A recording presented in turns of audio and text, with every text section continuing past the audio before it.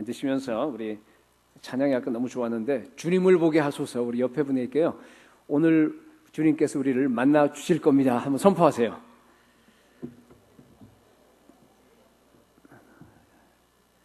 오늘 하나님께서 주신 하나님의 말씀은요, 구약 성경 이사야입니다. 이사야 6장 1절에서 13절까지.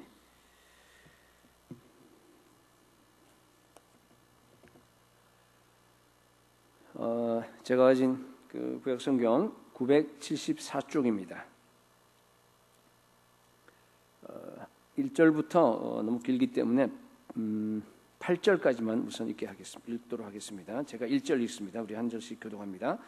우시야 왕이 죽던 해에 내가 본즉 주께서 높이 들린 보좌에 앉으셨는데 그의 옷자락은 성전에 가득하였고 스랍들이 모시고 섰는데 각기 6날개가 있어 그 둘로는 자기의 얼굴을 가리었고 그 둘로는 자기의 발을 가리었고 그 둘로는 날며 서로 불러 이르되 거룩하다 거룩하다 거룩하다 만군의 여호와여, 그의 영광이 온 땅에 충만하더라 하더라. 이같이 화답하는 자의 소리로 말미암아 문지방에 터가 유동하며 성전에 연기가 충만한지라. 그때 내가 말하되 화로다 나여 망하게 되었도다. 나는 입술이 부정한 사람이요 나는 입술이 부정한 백성 중에 거주하면서 만군의 여호와이신 왕을 베었음이로다 하였더라. 그때 그 서랍 중에 하나가 부젓가락으로 제단에서 집은 바 핀 숯을 손에 가지고 내게로 날아와서 그것을 내 입술에 대며 이르되 보라, 이것이 내 입에 닿았으니 내 악이 제하여졌고 내 죄가 사하여졌느니라 하더라. 내가 또 주의 목소리를 들으니 주께서 이르시되 내가 누구를 보내며 누가 우리를 위하여 갈꼬 하시니 그때 내가 이르되 내가 여기 있나이다, 나를 보내소서 하였더니 아멘. 오늘 본문은 여러분들이 너무나 잘 아시는 우리 이사야가 이 하나님의 환상을 본 그러한 내용입니다. 조작가들 가운데 이것이 이사야가 처음으로 소명을 받은 그런 이야기다 아니다 하는 그런 논란이 많은데 저는 아니라고 봅니다. 이것은요, 이사야의 부흥 이야기입니다. 개인적으로 이사야가 하나님 만나고 부흥한 이야기를 여기에 기록한 것입니다. 왜냐하면은 일일이 다 설명을 여러분께 할 수는 없겠지만은 이 본문이 물론 1장에 나오지 아니하고 중간에 이제 6장에 나오는 것도 하나가 되고, 그러나 연대순이 아니기 때문에 그것만은 아니고요. 가장 중요한 이유는 그 본문을 읽어보게 되면은 선지자들이 이 구약에 소명을 받는 그런 이 장면들이 나와요. 쭉 콜 내러티브라 그러는데 그 장면이 나오는데 그 장면하고 많이 다릅니다. 또 이 소명을 받은 그 내용도 보면은 이제 많이 이제 차이가 납니다. 하여튼 이사야는 지금 이미 선지자로서 소명을 받고 사역을 하고 있는 중입니다. 그 중에 갑자기 이렇게 환상을 본 겁니다. 하나님의 환상을 보고 또 자기의 모습도 보고 또 세상 죽어가는 세상도 보면서 그렇죠? 다시 결론적으로 이 소명을 회복하는 이사야가 경험한 이 부흥의 이야기입니다. 그래서 그 이야기를 지금 오늘 이렇게 기록된 것인데 진정한 부흥이 뭔가 하는 그런 관점에서 우리가 세 가지로 나눠서 우리가 살펴보도록 하겠습니다. 첫째, 부흥은 여러분 하나님의 거룩함을 경험하는 겁니다. 이사야는 아주 깊은 고뇌 가운데서 기도하면서 이 환상을 본 것 같아요. 물론 그런 말은 없어요. 여기에 하나 실마리가 있다 그러면은 1절에 보니까 우시야 왕이 죽던 해 이런 말밖에 없습니다. 그 배경이 이제 의미하는 것은 뭐 쉽게 한마디로 얘기하면 이거예요. 혼란기란 뜻이에요. 우시야 왕은 한 52년간이나 다스리던 유능한 왕이었습니다. 역대하 26장을 보게 되면요, 그 통치 기간이 보면 유다의 아주 전성기예요. 국력도 아주 강하고 백성들은 부강하게 아주 태평 시대를 살던 그런 상태였는데 영적으로는 완전히 부패했어요. 완전히 타락했습니다.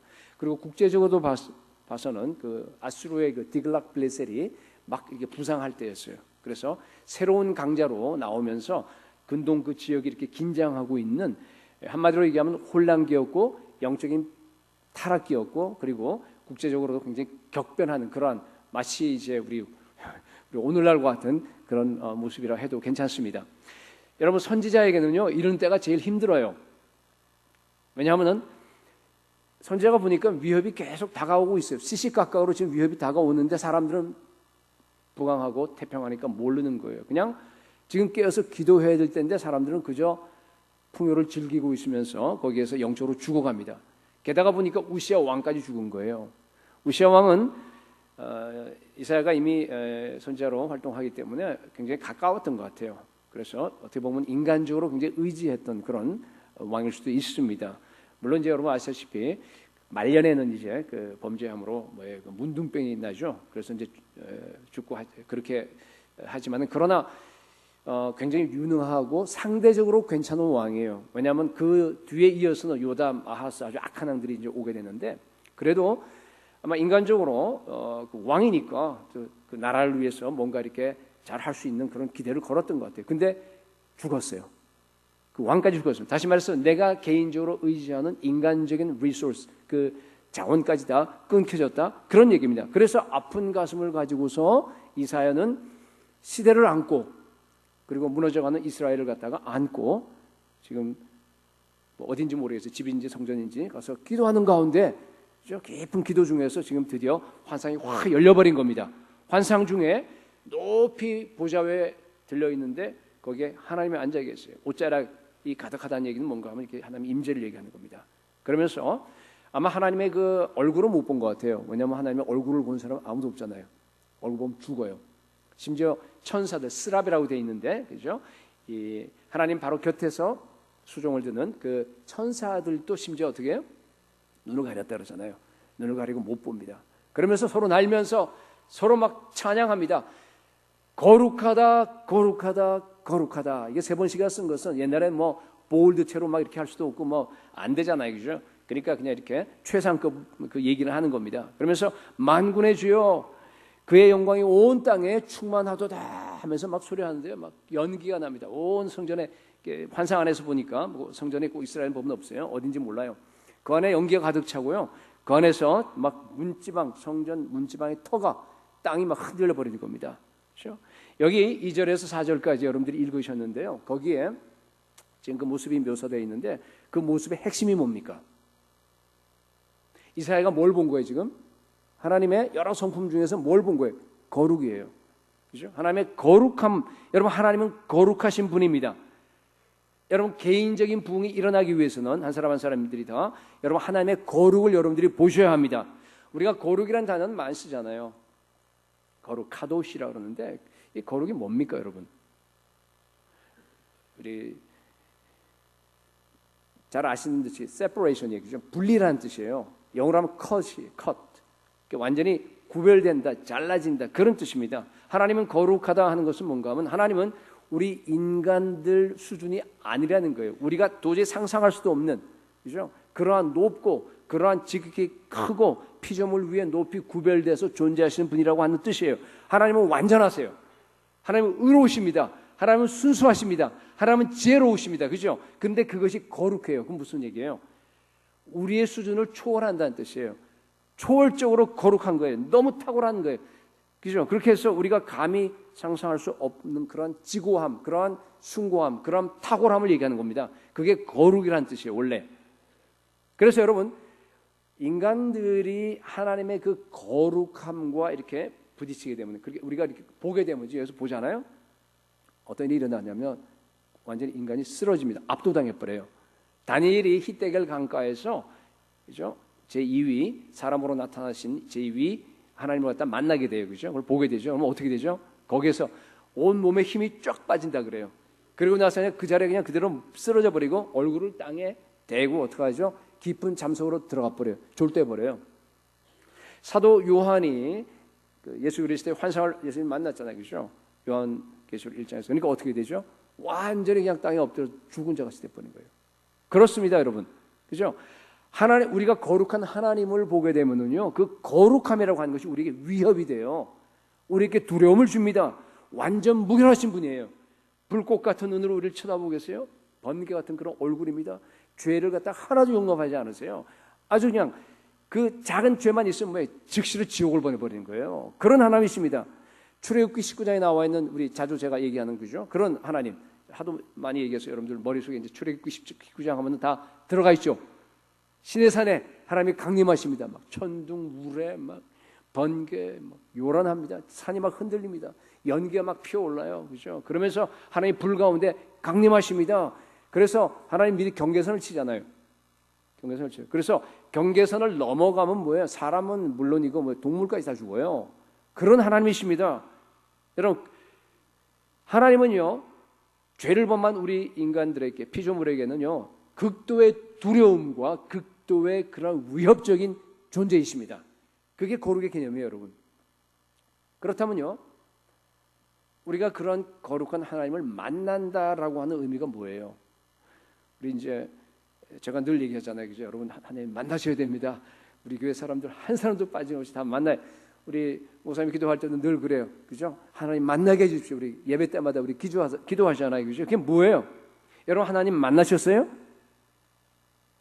여러분 하나님 만나면은 내 안에 있는 모든 의심과 불안과 불평과 원망과 두려움과 세상적인 두려움을 얘기하는 게, 그리고 그 모든 변명과 그 모든 게 다 사라져 버립니다.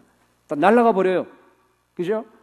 거룩하고 지고한 그 하나님 앞에 그냥 내가 엎드릴 수밖에 없어요. 다른 초이스가 없습니다. 변명할 수 없어요. 염려할 수 없습니다. 불평할 수 없습니다. 왜 그래요? 그분은 항상 의롭기 때문에 그렇습니다. 그런데 그 의로움의 완전하심, 그 정말 늘 바른 것만 하시는 그 정도가 어느 정도가 하면 거룩한 정도예요. 초월적이에요. 완전이다. 그분은 지혜로우세요. 초월적으로 지혜롭습니다. 그분은 자비하세요. 초월적으로 자비하십니다. 그분은요, 정말 언제나 순수하게 초월적으로 이렇게 다가오시는 분입니다. 그렇기 때문에 여러분, 우리가 그 하나님, 거룩한 하나님을 우리가 만나게 되면요, 우리에 있는 모든 변명과 장애물들과 우리에 있는 모든 논쟁과 모든 것들이 다 눈 녹듯이 녹아져 버리는 거예요. 다 없어져 버리는 겁니다. 그렇기 때문에 만약 혹시 여러분 중에서 왜 내게 이런 일이 일어나나? 나는 왜 이거밖에 안 되지? 내 인생이 뭔가 그래도 좀 더 나을 수가 있었는데 라고 만약 여러분들이 생각하는 분이 있다고 하면은 여러분은 아직까지 하나님을 안 만난 거예요. 모르겠어요? 사랑의 하나님을 만났을런지도 모르겠어요. 그러나 거룩한 하나님은 안 만난 거예요. 여러분, 부흥이라고 하는 것은 여러분 잘 들으세요. 거룩한 하나님을 만나는 거예요. 보는 겁니다. 경험은 다 같은 말로 쓰이는 거예요. 거룩한 하나님은 여러분 우리를 가장 공평하게 지금 대우하고 계십니다. 가장 탁월하게 지혜롭게 우리를 갖다 다루고 있습니다. 가장 자비롭게 사랑스럽게 우리를 갖다 대하고 계십니다. 거룩하기 때문에 거기에 우리가 이유를 달 수가 없습니다. 하나님은요, 자기의 모든 걸 다 우리에게 주셨어요.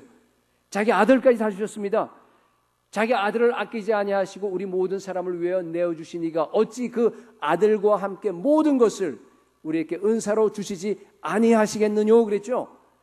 그분이 바로 거룩하신 하나님이십니다. 이 사실을 여러분들이 정말로 믿게 되는 거예요. 여러분, 우리는요, 모든 것을 다 소유한 왕이에요. 왕중왕은 우리 예수님이죠. 우리는 왕입니다. 그래서 여러분, 거룩한 하나님을 만나게 되면은요, 그러니까 4절에 나오잖아요. 뭐예요? 성전 문지방의 터가 어떻게 돼? 흔들려 버려요. 여러분, 성전은 우리예요. 그죠? 이게 뭔가 하면은 내 인생의 터가 완전히 흔들려 버린다는 얘기예요. 레디컬한 변화가 나한테서 일어난다, 그런 뜻입니다. 세상적인 가치관이 다 무너져 버리고 하나님 나라 가치관으로 바뀐다는 뜻. 이 기둥이잖아요. 이게 포스트예요. 도어 포스트예요. 기둥이 다 흔들려서 하면 무너지죠. 옛 세상의 그 모든 기둥들이 다 무너져 버리고, 그리고 새로운 그 하나님 나라 기둥으로 다시 세워진 걸 가리켜서 우리가 그리스도인이란 말을 쓰는 겁니다. 그 사람들은 오직 전체 다 지난주에 설교했듯이 우리 인생을 다 하나님께 거는 사람이에요. 그런데 오늘날 대부분 신자들, 교회를 다니는 신자들도요, 이런 부흥은 원치 않아요. 이런 레디컬한 그런 부흥은 원치 않습니다. 여러분, 모든 사람이 다 하나님 만나기 원하시는 거 아시죠? 심지어 불신자들도 여러분 자기가 원하는 신을 만나기, 요새 후현대주의라서요, 그죠? 다 그거 아니에요, 그죠? 다 만나기 원합니다. 그런데 어떤 신을 만나기 원하는 줄 아세요? 내가 조정할 수 있는 신, 내가 매니지할 수 있는 신, 그죠? 나의 그 어떤 그 자기가 납득할 수 있는 신. 그리고 여러분, 우리 그리스도인들도 그런 것 같아요. 자기 경계선 안에 하나님이 머물러 줄 수 있는, 더 이상 나가지도 않고 들어오지도 않고 그렇게 할 수 있는 매니지 할 수 있는 C.S. 루이스가 한 말이에요. 그런 하나님을 갖다가 그리스도인들도 다 만나길 원합니다. 근데 구원은 그게 아니잖아요, 여러분. 그죠? 구원이라고 하는 것은요, 처음부터 그게 아니에요. 뭐예요? 저 하늘에서부터 우리 하나님이요, 우리 안에, 내 안에 그냥 침입해 들어오는 거예요. 그걸 구원이라고 하는 겁니다. 일방적으로 하나님의 방식대로 들어와요. 하나님의 주권대로 들어오십니다. 그래서 하나님의 자신을 갖다가 내게 계시를 하는 거예요. 그게 구원입니다. 그리고 그 다음부터 하나님이 원하시는 대로 우리 인생을 이끌어 나아갑니다. 근데요, 하나님은 억지로 하지 않아요. 우리는 인격을 존중해 주시기 때문에 어떻게 해요? 내가 순종할 때까지 기다리십니다. 그렇죠? 나의 그 자발적인 그 의지를 가지고 갈 수 있을 때까지 함께 나아갈 수 있습니다. 그렇죠? 여러분, 부흥이라고 하는 것은 뭔가 하면요, 그런 거룩한 하나님을 만나서 내 인생을 하나님께 전부 다 드리는 걸 부흥이라고 합니다. 요새는 가짜 부흥이 많아요. 그죠? 외적인 거 자꾸만 감정적인 거 뭐 이렇게 뭐 갑자기 성령의 역사를 갖다 체험하면서 그냥 뭐 찌릿찌릿 전기가 오고 뭔가 그냥 뭐 뭔가 이렇게 우리가 느껴야 돼. 그죠? 이 시대가 그래서 그래요. 안 느끼면 뭔가 이루어진 것 같지는 않아요. 전부 다 자꾸만 그렇게 나갔는데 그거 아니에요, 여러분. 물론 그렇게 될 수도 있어요. 그 현상을 부정하는 거 아니에요. 성경적인 현상이면 다 인정을 합니다. 그러나 중요한 게 뭐예요? 부흥은 내적인 거예요. 내 영혼이 바뀌는 겁니다. 그죠? 뭐예요? 내 영혼이 거룩한 하나님 앞에서 압도되어서 굴복하는 걸 가리켜서 부흥이라고 합니다. 인생의 터가 무너져 버리는 거예요. 거룩한 하나님을 만나서 여러분 부흥이 임하시기를 축원합니다. 두 번째,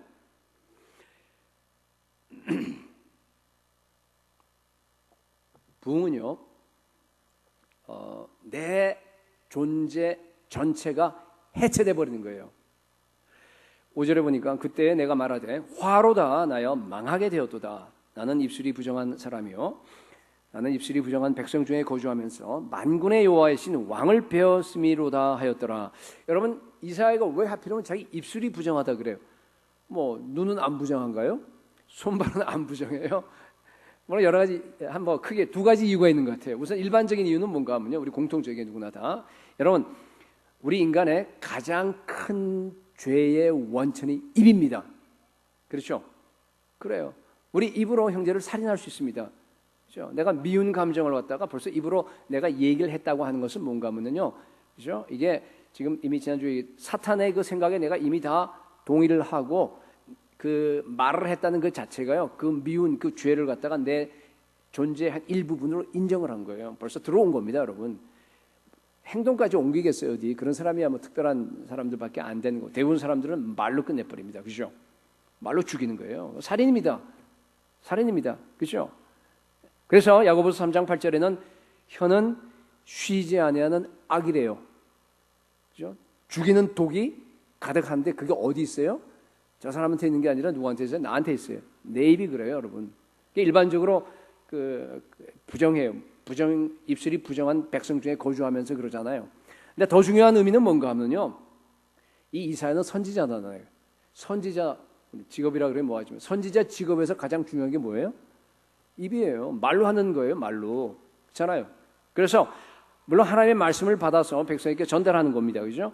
이사야가 선지자가 될 수 있는 건 입술 때문입니다. 그러니까 입술이 부정하다. 입술이라는 얘기는 뭔가 이사야의 전체를 얘기하는 거예요. 이사야의 정체성입니다. 이사야의 가장 큰 강점이 될 수 있고 이사야 존재의 기초예요. 입술은 입술이 없으면 이사야가 이사되지 못하니까 말이죠. 그래서 나는 입술이 부정한 자다 하는 얘기 무슨 얘기예요? 그게 무슨 얘기예요? 자기 존재를 갖다 다 부정하는 겁니다. 5절에 화로다 나는 망하게 되었도다 그러죠. I am ruined, I am undone 이라는 말을 썼어요. 우리는 그냥 망하게 되었다 그러니까 좀 약한데 뭔가 나 망했다 이게 지금 나 완전히 끝장났다 그런 뜻입니다, 원래가. 여러분, 하나님의 거룩을 경험하게 되면요, 나는 정말 죄가 많구나, 참 그냥 나는 참 더럽구나 하면서 여러분들을 회개하는 정도가 아니란 말씀이에요. 뭐예요? 거룩한 하나님 앞에서 나의 존재를 지탱하는 그 모든 것들이 다 무너져 버려요. 완전히 다 해체돼 버립니다. undone이에요. 여러분, 사람마다요 자기 존재를 갖다 구성하는 어떤 요소들이 있어요. 뭐예요? 학력, 지식, 또 뭐 있어요? 뭐 재력, 또 가정이 가문이 좋은 사람 또 그런 것들 뭐 여러 가지 많잖아요, 그죠? 그런 뭐 그런 것들이 있는데, 그죠? 막 이렇게 우리 자아상이라 그럽시다. 자기가 자기를 보는 뭐 눈에는 보이지 않지만은 자기가 자아상들이 다 있습니다. 거기에 보면은 막 멋있게 다 붙어 있어요. 풀로 붙이고 뭐 줄로 묶어 놓고 다 들어가 있습니다. 방금 얘기한 그런 뭐 재산서부터 시작해서 말이죠. 학벌 뭐 모든 게 다 경력. 여러분 이게 뭔가 하면 야 나는 그래도 이 정도는 괜찮아. 이 정도면 그냥 뭐 남들에게 그러니까 자기 프라이드예요. 그죠? 그렇게 해서 뭐 남들 앞에 이렇게 얘기하고 하는 그런 걸 얘기하는 겁니다. 그죠? 그런데요. 부흥이 임해서 거룩한 하나님을 보는 순간 그러한 자기 존재를 묻고 있는 끈들이 다 해체돼 버려요. 그 풀들이 다 그냥 녹아져 버립니다. 여러분께 입술이 뭐예요? 이사야의 입술은 그죠? 자기 존재 전체라고 했는데 가장 중요한 거 그죠? 딴 건 몰라도 그래도 이거 하나는 나는 괜찮다. 여러분 다 있을 거예요. 그죠? 어떤 사람은 경력이 될 수 있어요. 어떤 사람은 자기의 학력이 될 수 있습니다. 어떤 사람은 IQ가 될 수 있어요. 우리 자매들 중에서는 자기 몸매, 미모 뭐 그런 것들이 가능할 겁니다. 그죠? 네. 여러분 하나님을 만나면 거룩한 하나님을 만나면요. 그런 입술들이 다 해체돼 버립니다. 연결이 돼서 날아가 버려요. 여기 나오는 입술이 뭐예요 도대체? 지금 제가 뭘 얘기하는 걸로 그죠? 그게 자기 의입니다, 여러분. 자기 의예요. 하나님은 지금 이 구절에서 이사야에게 자기 의를 갖다가 산산조각 지금 부수는 과정입니다. 회개시키는 거예요. 이사야가 지금 선지자로서 하나님 앞에 행했던 최고의 행위가 이게 쓰레기야. 자기가 선지자로서 말씀을 선포했습니다. 자기가 선지자로서 어떤 뭐 살아온 자기 존재감, 자기 프라이드는 어느 정도 있었을 거예요. 그죠? 그게 배설물입니다. 그걸 깨달은 겁니다. 아, 내가 가진 의가 이게 누더기구나. 홈내스 옷처럼 냄새나고 더러운 거로구나 하는 것을 깨달은 겁니다, 여러분. 그게 바로 부흥입니다. 여기가 6장인데요. 앞에 이제 5장이 이제 여러분들 집에 가서 한번 보세요. 거기 보게 되면요. 이사야가요. 아주 당당하게 화로다. 화했을진저 하고 막 외쳐요. 누구한테 외친 줄 알아요? 백성들에게. 자그마치 6번이나 나와요. 화했을진저. 제가 읽지는 않겠어요. 집에 가서 보세요. 8절, 11절, 18절, 20절, 21절, 22절에 물론 하나님 주신 말씀이에요. 하나님 말씀 지금 대언한 겁니다. 그러나 자기 이사의 마음속에 자기는 그래도 그런 악을 행하는 사람들보다는 조금 낫다라고 하는 그런 마음이 있었습니다. 제가 설교자이기 때문에 잘 알아요. 제 얘기를 하는 겁니다. 제가 여기서 설교를 하면서 그렇죠? 어떤 죄를 지적하고 그리고 얘기하면서 한 구석에는 그래도 나는 그래도 거기서부터 조금은 자유하다라고 하는 그런 생각이 나한테 있다는 얘기예요. 그게 자기 의입니다, 여러분. 하나님의 영광을 위해서 여기서 설교를 한다고 하지만은 내가 한 설교가 어땠는지에 대해서 신경을 전혀 안 쓰지 않아요. 그거 안 되더라고요, 잘. 그게 바로 자기 의입니다, 여러분. 그죠? 근데 문제는 뭔가 하면요. 자기 의를 갖다 사람들이 잘 몰라요. 인식을 못 합니다. 이사야는요, 하나님을 만나고 나서 자기 의가 지금 폭로된 겁니다. 하나님 앞에서 벗겨진 겁니다. 벌거벗겨진 자기 모습이 보니까 너무 더러운 거예요. 너무 추한 거예요. 너무 끔찍한 거예요. 그러니까 많이 무너져 버린 거예요. 그래서 보세요. 그 화를 갖다가 누구에게 선포합니까? 이제는 자기에게 선포해요. 화로다 나요. 화로다 나요. 망하게 되었다가 아니라 뭐예요? 망했다는 뜻이에요. 난 죽었다는 뜻이에요. I'm undone. 여러분, 굉장히 중요한 그 진리가 들어가 있는데 여러분들이 정말로 하나님을 만나고 정말로 심령이 부흥하잖아요. 그죠? 그러면 그저 그냥 나의 그 잘못과 나의 죄악을 갖다가 회개하는 걸로 끝나지 않습니다. 그걸로 끝나지 않아요. 나의 죄를 갖다 회개하는 것으로 끝나는 게 아니라 나의 의까지 회개하셔야 됩니다. 오늘 많은 분들이요, 자기의 죄를 회개해요. 다 여기 계신 분들 다 회개하고 예수 그리스도를 여러분 영접하셨잖아요. 예수님을 나의 구세주로, 나의 주님으로, 나의 주인으로 여러분 다 여기 영접하셨습니다. 그런데 가만히 제가 보니까요, 많은 분들이 진짜 자기의 삶에서 정말 주님이 주신 그 참 기쁨, 참 행복, 정말 참 어떤 그 확신, 담대함, 참 그 평안 없어요. 왜 그런 줄 아세요? 말로는 주님을 영접했다고 하고 말로는 주님이 나의 주인이고 나를 구원하셨다고 말하지만은 여러분들은 실제적인 주인은 여러분이에요. 자기입니다, 여러분. 죄만 회개해서 그래요. 자기 의까지 회개하셔야 됩니다. 그래야지만 여러분들이요 정말 깊게 예수 그리스도의 사랑과 그 은혜 속에 꽉 잠길 수 있어요. 그래야지만 여러분들이요 정말 하나님과 깊은 관계, 깊은 사랑의 관계를 맺을 수 있어요. 그래야지만 정말로 제가 늘 강조하듯이 하나님의 뜻을 이루는 삶을 여러분들이 살 수 있습니다. 만약 그렇지 않으면요 평생 동안 여러분 예수 믿고 여기에 뭐 앉아 있어요. 그러나 어떻게 된 줄 아세요? 종교가 돼버려요. 그냥 그죠? 그냥 예수님을 통해서 내가 원하고 내가 추구하는 것을 갖다가 뭐 좀 얻어내지 않을까, 뭔가 좀 이루어 성취하고 싶은 그 욕망에서 평생 여러분 못 벗어납니다. 참 비극은 오늘날 교회에 많은 사람들이 있는데 그 안에서 평생 벗어나지 못하다가 죽어요. 여러분 그런 사람 그리스도인 아니잖아요. 그렇죠? 제가 늘 강조하듯이 그거 못 받습니다. 여러분 기독교가 종교가 되지 아니하고 정말로 거기서 벗어나는 길은 한 길밖에 없습니다. 자기 의를 여러분 회개하셔야 됩니다. 자기 의가 바로 여러분 켈러 목사님은 그러대. 마지막 우상이래요. 정말 멋진 말이에요. 마지막 우상입니다. 여러분 자기 의가. 이사야는 오늘 그 마지막 우상까지 지금 버린 겁니다. 제가 좀 더 여러분 구체적으로 좀 설명을 해드리겠습니다.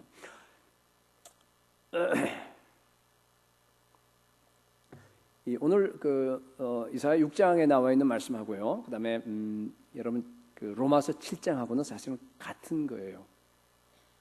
같은 얘기를 하고 있는 거예요. 바울은요 키도 작았죠. 몸에 그 가시 질병도 있었습니다. 그리고 말도 제대로 못했어요. 그죠? 한번 연상을 해보세요. 근데 지식은 많았습니다. 근데 지식이 많은 사람들은 되게 보면은 자기가 지식이 높다고 하는 걸 갖다가 내세우기가 힘들어요. 왜 그런 줄 아세요? 지나가다 보면 만나다 보면요 자기보다 더 똑똑한 사람을 반드시 만나기 때문에 되게 지식이 있는 사람들은 그 자기 자랑 못합니다. 절대로 안 돼요. 더 높은 학교에 좋은 학교 들어갈 최고에 있을수록 더 그거 자기 못 자랑하는 거 그렇습니다. 원래가 그렇습니다. 그런데요 바울은 자기가 하나 괜찮다라고 이렇게 자기 마음대로 자부심을 갖고 있는 게 있어요. 뭔지 아세요? 다른 모든 유대인들이 다 갖고 있었어요. 뭐예요? 나는 율법을 잘 지킨다예요. 율법의 행위를 얘기하는 겁니다. 그렇죠? 그런데요, 그 자부심이 어디서 깨냐? 로마서 7장에서 깨집니다. 물론 역사적인 얘기를 하는 건 아니고요. 이사야는 뭘 보고 깨졌습니까? 하나님의 그 거룩한 환상을 보고 깨어졌어요. 그죠? 근데 이 바울은 뭘 보고 깨지냐면 율법을 보고 깨져요. 이게 뭐 단수가 높아요.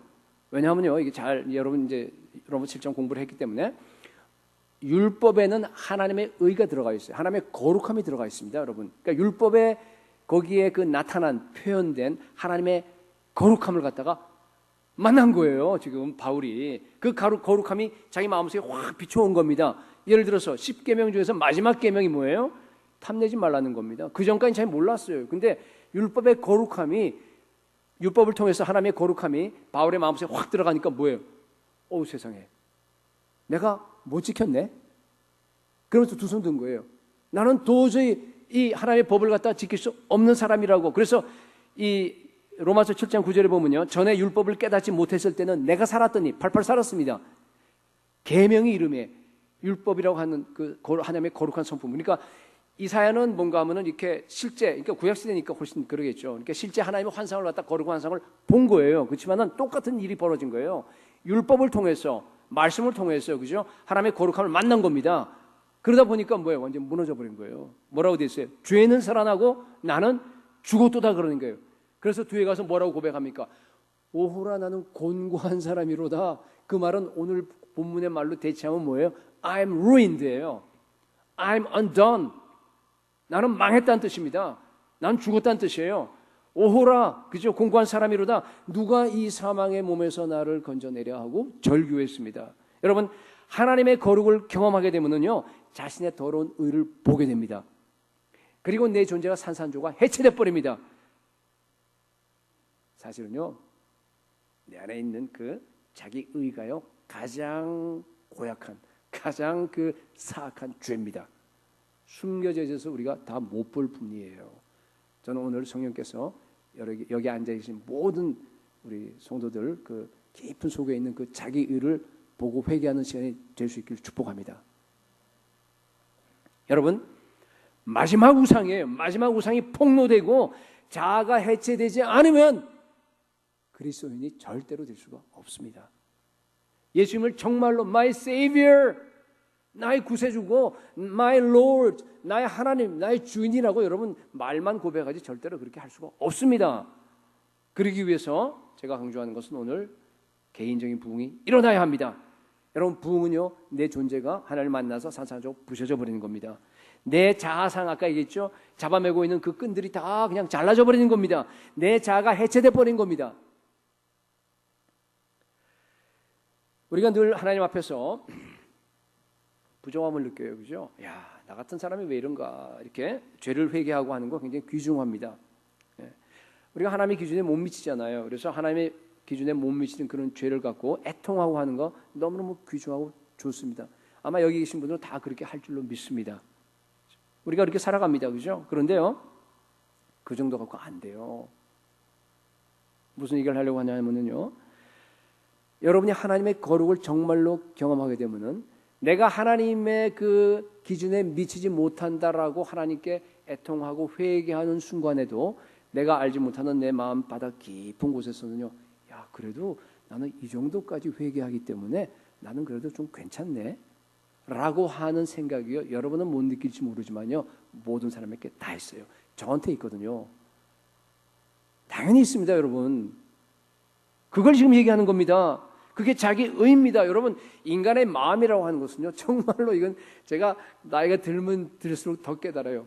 만물보다 거짓되고 부패합니다. 그게 우리 마음이에요, 여러분. 그 속에서 자기 의가 창출이 되는 거예요. 여러분, 자기 의를 회개하시기 바랍니다. 그때 여러분 늘 구성하고 있는 그 존재가 다 해체돼 버려요. 자아상이 부서져 버려요. 자아가 사라져 버립니다. 그걸 가리켜서 우리가 부흥이라 그럽니다. 여러분, 우리에게는요, 오직 하나님의 은혜밖에 없습니다. 우리가 구원받은 거, 그건 뭐예요? 100% 하나님의 은혜 아닙니까? 우리가 회개한 거, 뭐예요? 회개의 영을 보여주니까 회개하죠. 하나님의 은혜입니다. 우리가, 그죠? 예수 믿는 거 마찬가지예요. 하나님의 믿음을 주신 겁니다. 여러분, 하나님을 만나고 나서 그 거룩함을 경험하게 되면요, 여러분, 하나님 앞에 내세울 게 하나도 없어요. 근데 그거는 다, 여기는 다 그 통과한 것 같아요. 그죠? 여러분, 하나님 앞에 내세울 사람이 없잖아요, 여기 지금. 근데요, 동일하게 사람 앞에도 내세울 것이 없어집니다. 똑같아요. 나는 완전히 철저히 죽은 시체입니다. 그렇기 때문에 만약 우리가 이제 교회 생활을 하고 하면서, 그죠? 야, 저 사람 때문에 내가 상처받아, 저 사람 때문에 마음 상해, 그러면요, 그 사람은 뭐예요? 아직 거룩한 하나님을 안 만난 거예요. 그죠? 여러 차례 지금 제가 반복을 합니다. 우리 강 목사님도 딱 해서 너무 좋아요. 그냥 똑같은 목적으로 지금 나가니까. 그죠? 같이, 우리 금요일도 마찬가지예요. 만약 목장에서, 야, 저 사람만 없으면 내가, 그래도 목장 생활 좀 하겠는데, 저 사람 그렇게 있다 그러면 여러분 뭐예요? 거룩한 하나님을 만나지 못한 증거입니다. 그죠? 여러분, 하나님이 우리에게, 나에게 요구하시는 건 단 한 가지입니다. 뭔지 아세요? 철저히 무능하고 부패한 것을 갖다가 인식하고 나서 하나님 앞에 철저하게 엎드리는 겁니다. 복종하는 거예요. 그게 굴복하는 겁니다. 여러분, 철저하게 굴복된 사람을 통해서, 그죠? 이반 로버츠 같은, 그죠? 그런 사람을 통해서 뭐가 일어납니까? 웨일즈 부흥이 일어나잖아요. 부흥이라고 하는 거는요, 오늘날 우리가 그런 게 아니에요, 여러분. 철저하게 굴복하면 그게 부흥입니다. 욥기서 결론이 바로 그겁니다. 전 욥기서 너무 좋아해요. 그래서 잘 때 항상 이렇게 욥기서 틀어놓고 자는데, 물론 잠자겠지만은 그러나 이렇게 들려요, 그죠? 근데 욥기서의 그 구절마다 정말 너무 좋아요. 욥기서에 너무너무 중요한, 가장 좋은, 가장 핵심적인 구절을 하나 뽑으라 그러면요, 마지막 장에 문감 욥기 42장 6절입니다. 그러므로 내가 스스로 거두어드리고, 옛날 번역으로 되어 있는데 거두어드리고가 아니에요. 그거는 옛날 번역이 좋아요. 지금 번역이 잘못된 번역인데, 그러면 스스로 한하고로 되어 있어요. 옛날에 기억나세요? 스스로 한하고, 그죠? 그리고 티끌과 제 가운데서 회개하나이다, 그런 얘기예요. 스스로 한한다는 의미는 뭔가 하면요, I despise myself예요. I abhor myself. 뭐죠?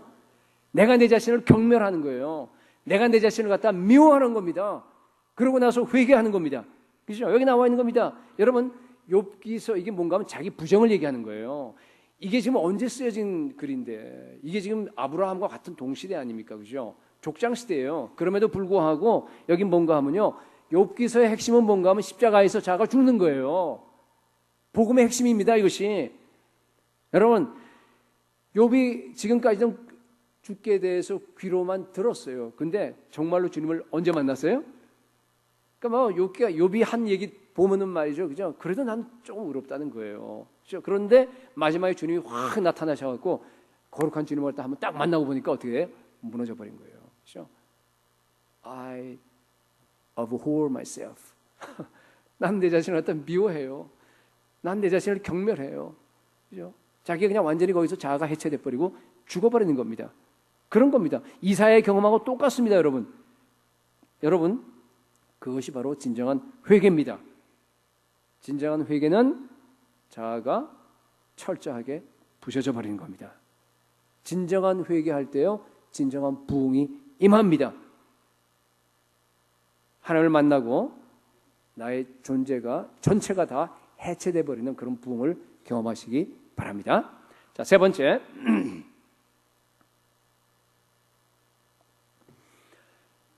세 번째 부흥은요, 사명을 새롭게 갱신합니다. 사명을 새롭게 합니다.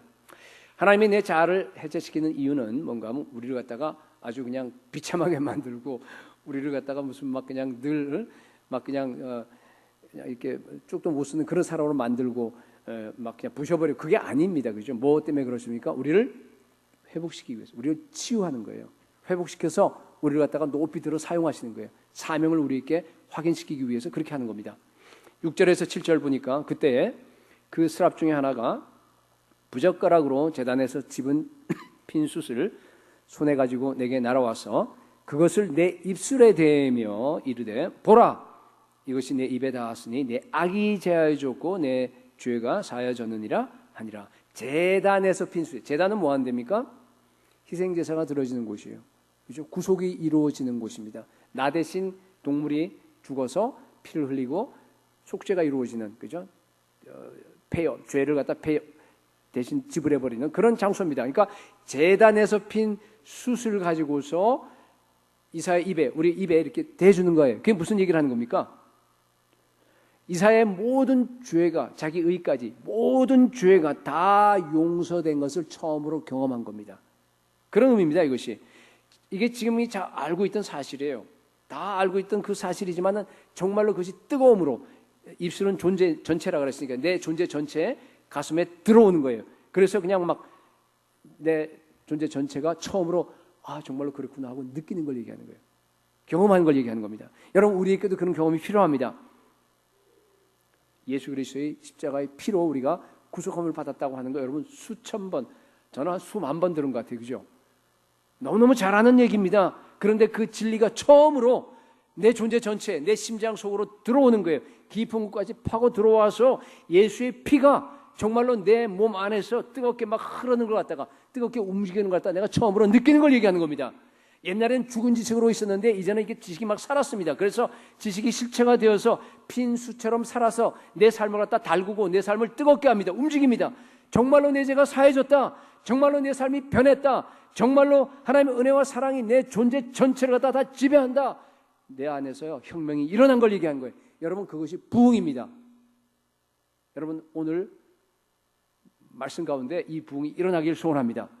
제단에서 핀 숯이 정말로 이것이 관념이 아니고요, 정말로 이것이 말씀으로 여러분들에게 닿아서 여러분 존재에 닿아서 정말로 여러분들이 예수의 피로 구속받은 그 사실을 갖다가 죄 용서 받은 사실을 정말로 깨닫기 바랍니다. 그렇게 하면은, 그런 부흥이 일어나면은요 하나님의 음성이 들리세요. 8절에 내가 누구를 보내며 누가 우리를 위해서 갈고. 이사야는 어떻게 해요? 즉시 응답합니다. 그죠? 내가 여기 있나이다. 나를 보내소서 그럽니다. 여러분, 대단하죠? 이것 때문에 사실은요, 이게 그 아까 얘기했듯이 이게 처음 소명받는 장면이 아니라고 한 큰 증거 중에 하나인데, 구약시대 때 선지자들 갖다가 예레미야도 그렇고 다 부르게 되면은요 이렇게 안 해요. 어떡하죠? 하나님께서 그냥 야 내가 모태 너를 짓기도 전에 내가 너를 갖다가 선지자로 세웠어. 그런데 예레미야 뭘? 아니에요. 저는 아니에요. 저 어린아이예요. 전 말할 줄도 몰라요. 저는 아닙니다. 나는 아니에요. 설득해. 하나님이 계속 설득하고 나서 드디어 하나님께서 막 한 다음에 마지못해서 그냥 예 알겠어요 하고 가는 게 되게 그래요. 모세도 그랬죠. 모세도 그랬습니다. 모세가 가장 큰 선지자나 마찬가지인데 그죠? 하도 그냥 주저하니까 뭐예요 그냥 막 야단 맞았어요. 그 정도. 기도원도 마찬가지입니다. 그죠? 이사야는 근데 왜 이랬겠어요? 왜 즉시 응답했습니까? 물론 이제 이미 선지자로 이미 소명받아서 사역하는 중이기 때문에 그런 이유도 하나 있지만 그거보다 더 중요한 이유가 뭔 줄 아세요? 이사야는 완전히 자유하게 된 겁니다. 무슨 의미인지 아시겠어요? 여러분 거룩한 하나님을 만나서요 자기 밑바닥까지 다 드러나 버리고 폭로돼 버리고 자기 존재가 완전히 다 해체되어 버리게 되면은요 무서울 게 없어요. 우리 인간적으로 봐도 그렇잖아요, 그죠? 더 이상 잃을 거 없어요. 그런 사람들은 그렇잖아요. 네. 더 이상 실패할 수가 없습니다. 자기가 아무것도 아닌 게 드러나 버렸는데 온 세상이 다 알고 있는 I am nobody 옛날 노래 제목이었어요. 그렇잖아요. 더 이상 사람을 두려워할 게 없습니다. 여러분 무서워할 게 하나도 없습니다. 내 존재 전체는 오직 한 분 하나님께서 나를 갖다 지탱하고 계십니다. 이미 내 모든 죄가 다 용서함 받았어요. 내 안에 있는 모든 자기는 다 끝나버리고 뭐야 하나님의 의로 예수 그리스도 십자가에서 이루신 하나님의 의로 대체돼 버렸습니다. 거기다가 하나님 나라 비전까지 받았잖아요. 지금 봤잖아요. 지금 그렇죠? 뭐가 두려워요, 여러분? 그 앞에 있는 그 비전을 향해서 힘있게 그냥 원수의 적진을 향해서 내가 돌진에 들어가면 그만이에요. 원수의 그 담을 그냥 뛰어넘어버리면 그만입니다. 하나님이 다 알아서 하시는 거예요. 그렇잖아요. 하나님이 나를 갖다 주장해 아무리 힘든 사명이라도요 내가 주저할 필요가 없잖아요. 왜 그래요? 하나님의 사명이니까 기껏해야 죽기밖에 더 하겠어요? 죽으면 어떻게 돼요? 하나님이 다 책임질 거 아니겠어요? 더 좋아요. 그러니까 즉시 뭐예요? 내가 여기 있나이다 나를 보내소서라고 대답할 수가 있었던 겁니다. 여러분 부흥은 언제나 우리의 사명을 갱신합니다. 사명의 내용이 여기에 이제 9절부터 13절까지 아까 읽질 않았는데 이게 나와요. 근데 한번 성경을 펴서요 한 눈으로 한번 대충 읽어보세요.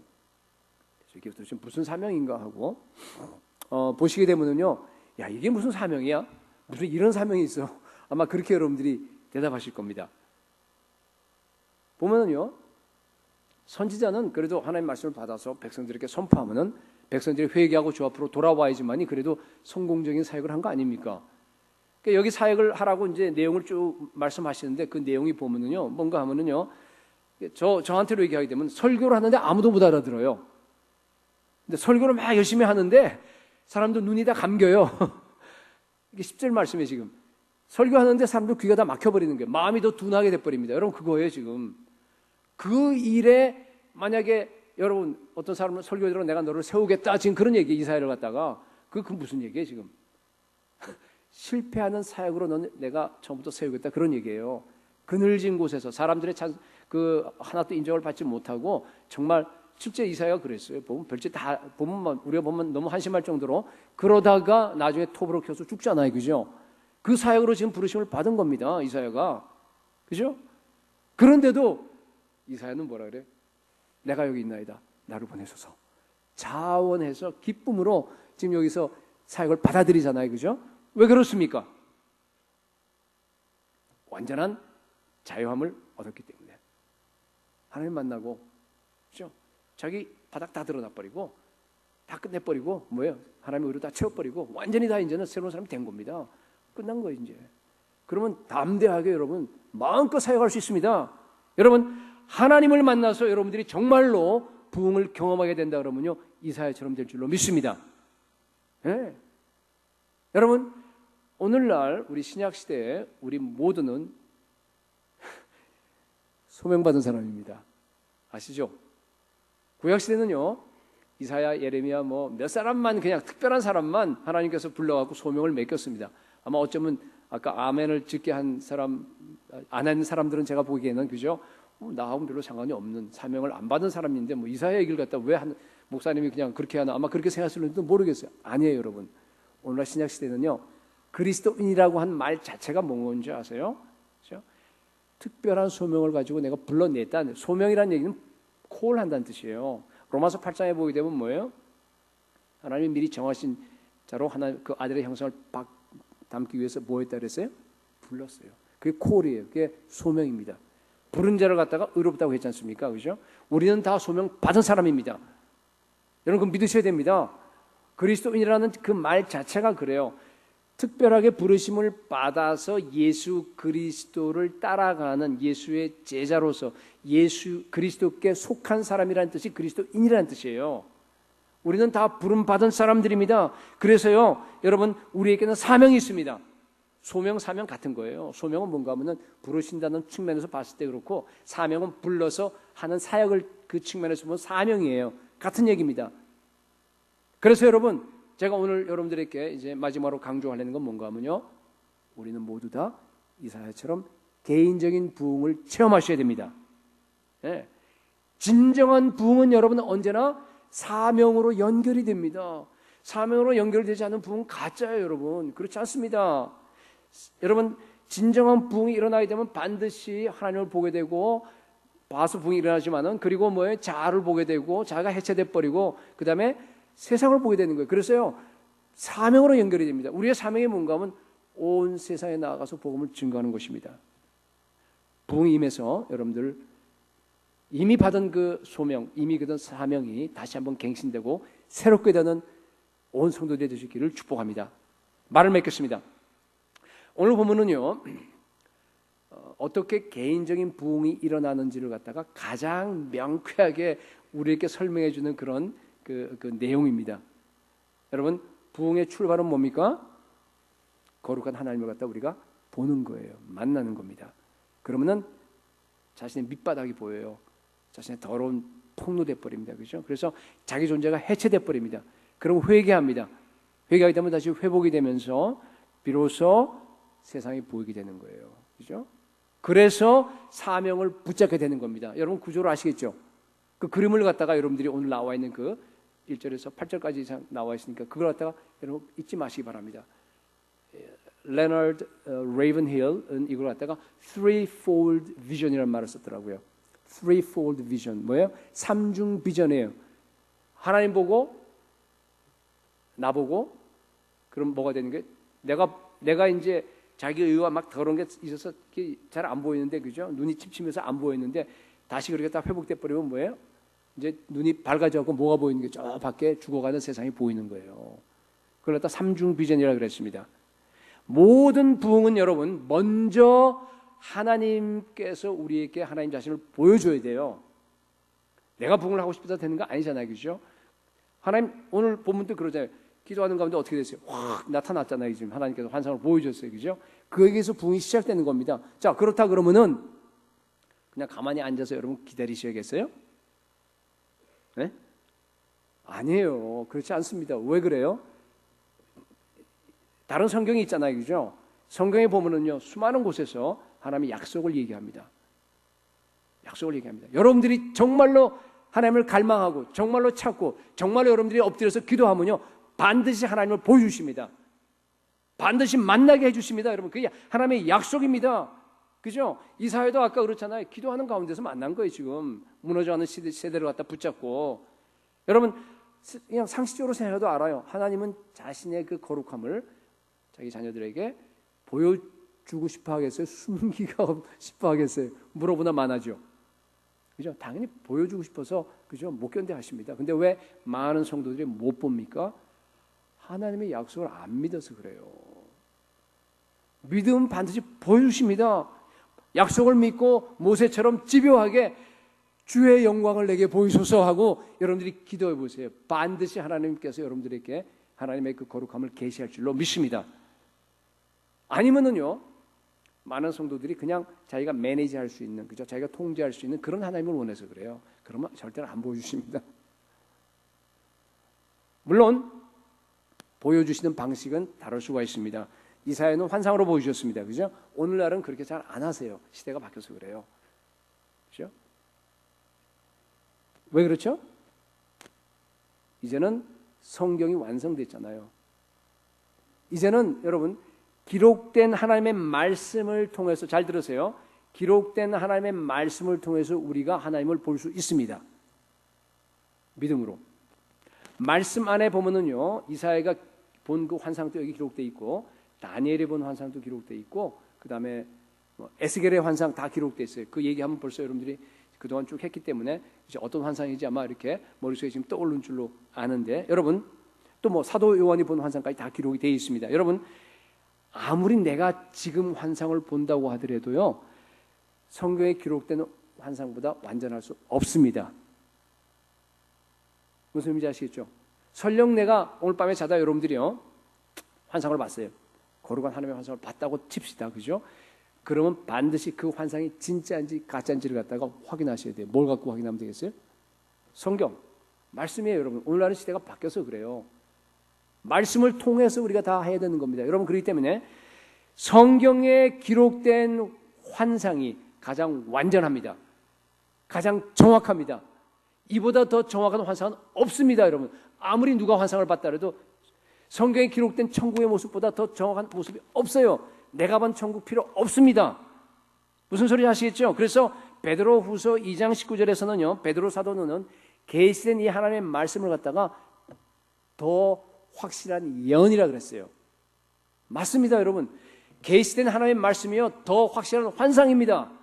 여러분 말씀이 가장 정확한 환상인 줄 믿으시기 바랍니다. 굉장히 중요한 말을 한 겁니다. 여러분들께 이사야는요 기껏해 1년에 일평생 동안에 한 번밖에 환상 못 봤어요. 그리고 나서 완전히 바뀌어진 겁니다. 그런데 여러분 잘 들으세요. 우리는요 매일 볼 수 있습니다. 어떻게? 우리 안에 거룩한 성령 하나님이 계세요. 환상 정도가 아닙니다. 실체입니다. 그리스도의 영이, 리얼한 그리스도의 영이 지금 우리 안에 살아 계십니다. 그 성령께서요 말씀을 통해서 매일매일 우리에게 하나님을 계시하고 계세요. 하나님 나라의 비전을 우리에게 보여주고 계십니다. 여러분 이게 엄청난 특권이에요. 마지막 시대를 살아가는 엄청난 특권입니다. 여러분 젊은이는 환상을 볼 것이며 그러잖아요. 그죠? 여러분 그 환상 물론 비전이에요. 영어로 비전인데 그 젊은 사람만 비전 본다 그런 얘기 아니고 첫째. 그 다음에 환상을 본다 그래서 젊은 사람들은 맨날 그냥 황홀경 속에서 그죠? 매일 그냥 환상 보면 그거 아니잖아요. 그건 미친 사람이지. 그런 얘기 아니에요. 그건 무슨 얘기입니까? 하나님 나라 그 비전이 우리 영혼 속에 또렷하게 모든 믿는 사람들에게 새겨질 것을 갖다가 예언한 겁니다. 물론 실제 환상을 봅니다. 볼 수 있습니다. 그죠? 그러나 그것은 부정확합니다. 더 중요한 것은 뭔 거예요? 말씀의 환상을 통해서 여러분들이요 하나님의 비전을 갖다가 확실하게 여러분 영혼 속에 새길 수 있다는 뜻입니다. 지금 설교를 통해서 말씀의 환상이 여러분 영혼 속에 지금 새겨지고 있습니다. 그래서 여러분 성경에는 다 기록된 거예요. 하나님 예수님께서 이 땅에 오셔서 하나님의 나라를 갖다가 어떻게 이루고 어떻게 재림하시고 어떻게 될지까지요 완벽하게 다 여기에 기록해 두셨습니다. 더 이상 계시가 필요 없습니다. 철저하게 다 들어가 있습니다. 여러분 날마다 하나님 만나시고 하나님 나라의 그 비전을 그 환상을 말씀을 통해서 보시기 바랍니다. 여러분 지금은 기도할 때입니다. 지금은 부흥이 일어나야 할 때입니다. 부흥이 정말 없이는요 마지막 시대에 우리에게 주신 그 사명을 갖다 감당하기 힘들어요. 이 사명이 이게 보통 사명이 아닙니다. 여러분 이게 이사야에게 준 사명이 아니라 오늘날 저와 여러분들에게 우리 교회에 주신 사명이에요. 우리가 말씀을 전하는데 사람들은 귀를 막을 거예요. 우리가 말씀을 전하지만은요 아주 소수만 나중에 그루터기만 나와요. 그루터기만 남을 거예요. 다 배반할 겁니다. 사람들 모든 사람들이 다. 그래도 우리 말씀 전하셔야 됩니다. 그러기 위해서 여러분 매일 우리가 말씀으로 성령 안에서 거룩한 하나님을 보고 우리가 체험해야 합니다. 여러분 매주일 설교 나와서 들으면서요 하나님을 더 많이 체험하셔야 됩니다. 그래야 부흥이 시작됩니다. 부흥이 시작되어야지만이 그 하나님의 눈을 가지고서 여러분들이요 거룩을 가지고서 내 자신을 볼 수 있습니다. 그리고서 정말 회개하고 정말로 깨어질 수 있습니다. 그래야지만이 여러분이 자아에서 완전하게 해방될 수 있습니다. 그래야지만이 그 아름다운 눈을 가지고 저 세상이 보입니다. 그래야지만이 누가 우리를 보내고 누가 우리를 위해서 갈까라고 하는 그런 음성을 듣게 됩니다. 그때 여러분들이 즉시로 내가 여기 있나이다. 나를 보내소서라고 응답할 수 있는 저와 여러분이 될 수 있기를 예수 그리스도의 이름으로 축복합니다.